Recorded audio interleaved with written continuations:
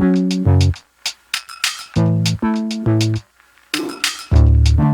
paint the Ki-61 in 48 scale from Tamiya. After priming the model, paint it in gloss black.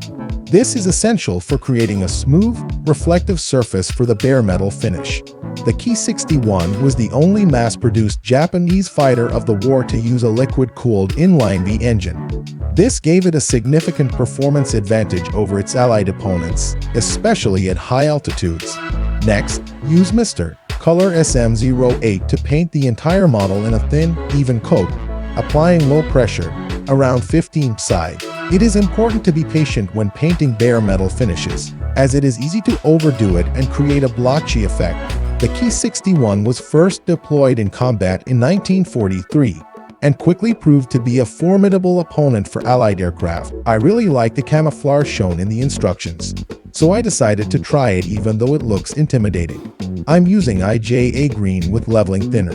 The cool thing about leveling thinner is that it self-levels over time, so it takes longer to dry, but I don't have to worry about the paint drying too fast. As the war progressed, the Ki-61 camouflage scheme was modified several times.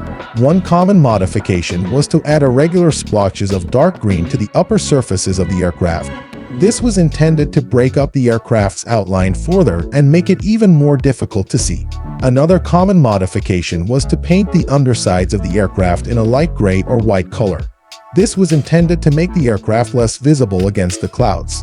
After letting the paint dry for a while, I applied a layer of chipping fluid. Chipping fluid is a liquid solution that is applied to a scale model before painting. It creates a barrier between the paint and the model, which allows the paint to be easily chipped away later using water. I am using red acrylic paint to paint the tails so that it will be easy to create chipping later on with water. The Ki-61's tails were often painted in bright red to make the aircraft more visible to friendly pilots in combat. To apply the decals, first apply a layer of mark softener to make them sink into the panel line. Once you have applied the mark softener, wait a few minutes before applying the decals. This will give the mark softener time to work its magic. The Ki-61 carried a variety of markings, including unit insignia, kill markings, and national markings. These markings can help to identify the specific aircraft that you are modeling. I will paint the cockpit front panel black to reduce glare and improve visibility for the pilot. What are your thoughts on the reasons why the cockpit front panel is painted black? Share your insights in the comments. After applying the decals, seal them with a gloss varnish.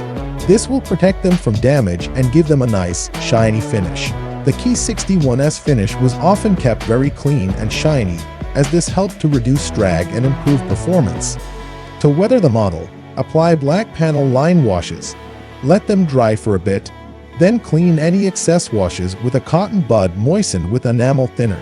The Ki-61 would naturally weather over time, especially in the harsh conditions of the Pacific Theater. However, Japanese pilots took great care of their aircraft, and so the weathering on Ki-61s would typically be less severe than on aircraft operated by other air forces. If any of the markings have not sunk into the panel properly, use a hobby knife to cut into them. Then, apply a line of panel line over it to make it look like the marking was painted on. Once you are happy with the result, your model is complete. Thank you for watching all the way to the end. If you enjoyed this video, please like and comment to help the algorithm reach more people who are interested in the Ki-61. See you next time.